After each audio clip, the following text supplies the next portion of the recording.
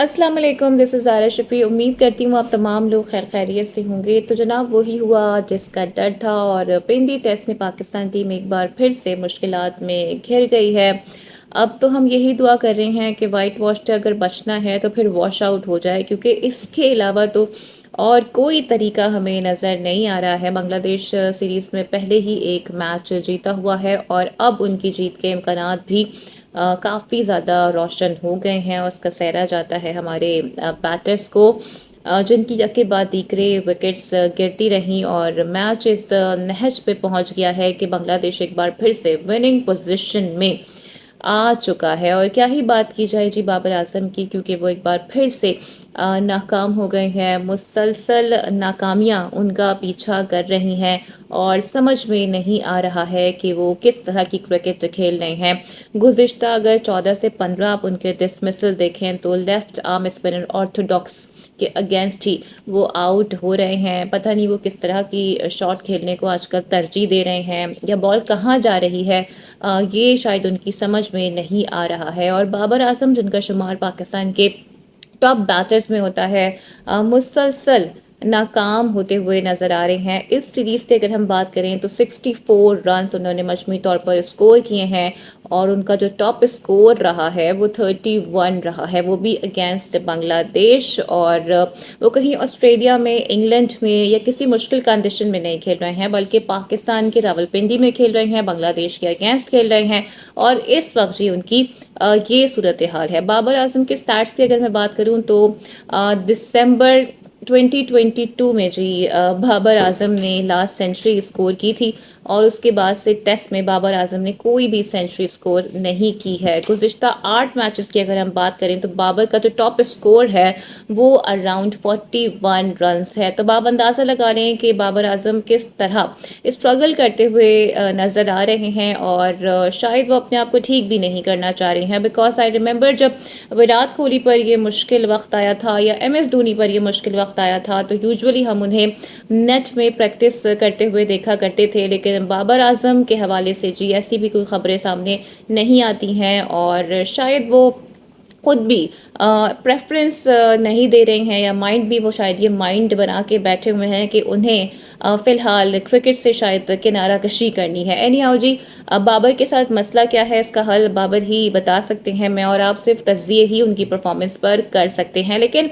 इसमें भी कोई दो राय नहीं है कि बांग्लादेशी पेसर्स के आगे पाकिस्तानी बैट्समैन डरे हुए और सहमे हुए नज़र आए हैं। इवन जो पाकिस्तान के क्रिकेट के नाकिद भी थे वो भी एटलीस्ट इस बात को ज़रूर मानते हैं कि पाकिस्तानी बॉलर्स बुरे नहीं हैं, लेकिन जिस तरह की परफॉर्मेंस पाकिस्तानी बॉलर्स की जानिब से दिखाई जा रही है, खासकर पेसर्स की जानिब से, इस पर आईब्रोज तो रेज हो ही रही हैं, बल्कि कई सवालात भी उठ रहे हैं। तो बारबाडोस और पाकिस्तान ही दो ऐसी जगह हैं जहां पर पेसर्स की भरमार नज़र आती है, लेकिन अनफॉर्चुनेटली अब हम ये देख रहे हैं कि पाकिस्तानी जो पेसर्स हैं उनकी ठीक ठाक पिटाई हो रही है, वो भी बांग्लादेश के हाथों ही। और क्या ही बात करें जी हम तस्कीन की, जिनके बारे में ये भी कहा जा रहा है कि अगर उनको तमाम पाकिस्तानी पेसर्स के साथ खड़ा कर दिया जाए तो फिटनेस में वो सबसे आगे होंगे।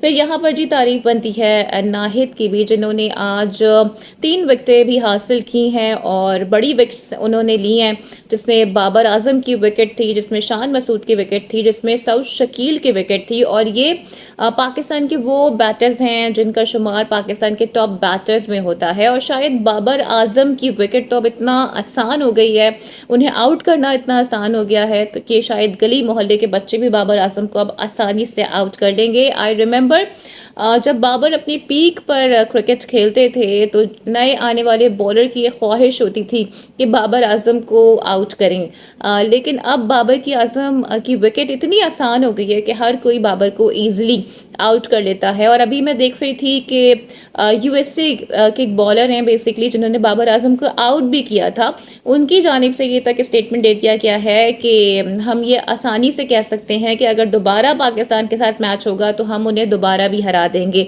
तो आप क्या सोचें कि पाकिस्तान क्रिकेट टीम का जो स्टैंडर्ड है, जो मयार है, वो कहाँ जा रहा है। ये बड़ा ही जी कंसर्निंग क्वेश्चन है और इस पर संजीदगी से सोचने की ज़रूरत है हमें कि हम किस तरह की क्रिकेट खेल रहे हैं। और इतने एक्सपेरिमेंट्स करने के बावजूद भी हमें नताइज फ़िलहाल बिल्कुल भी मिलते हुए नज़र नहीं आ रहे हैं। जहाँ तक जी नाहिद की बात है तो उन्होंने बेसिकली एक सेशन में 41 विकेट्स लिए हैं, फिर 17 फर्स्ट क्लास मैचेस खेले हैं और उसमें भी 69 विकेट्स उन्होंने हासिल की हैं। तो नतीजा क्या होने वाला है कल के टेस्ट मैच से मुतालिक वो बड़ा आसान है उसे अखज़ करना। पाकिस्तान जनाब ये मैच भी हारने जा रहा है और ना सिर्फ वाइट वॉश होगा बल्कि ये भी होगा कि पाकिस्तान टीम बांग्लादेश से अपने होम ग्राउंड में हारेगी। इससे पहले बांग्लादेश से पाकिस्तान ओडीआई सीरीज़ भी हार चुका है।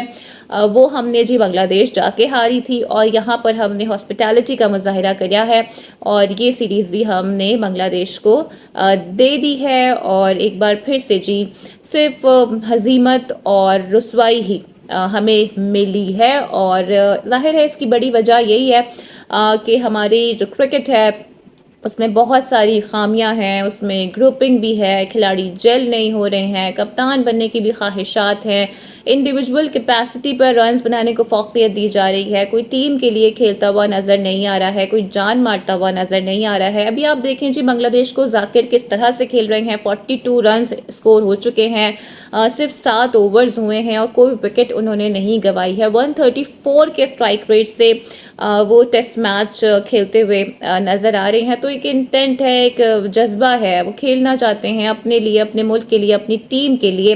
लेकिन माज़रत के साथ जी हमारे जो प्लेयर्स हैं उनकी आपसी जो रंजिशें हैं उसकी वजह से हम ये देख रहे हैं कि हमारी क्रिकेट का तो सत्यानाश ही हो चुका है। तो मेरे ख्याल से अब हमें सिर्फ और सिर्फ वॉश आउट ही इस वाइट वॉश से बचा सकता है। यानी हाउ जी आपकी इस पर क्या राय है? अपनी राय का इज़हार कमेंट सेक्शन में ज़रूर कीजिएगा। उम्मीद करती हूँ कि आज की वीडियो आपको पसंद आई होगी। Don't forget to like and subscribe my channel. Video को लाइक और शेयर आपने लाजमी करना है। अपना बहुत ख्याल रखना है। अगली वीडियो में आपसे फिर मुलाकात होगी। Till then take care. अल्लाह हाफिज़।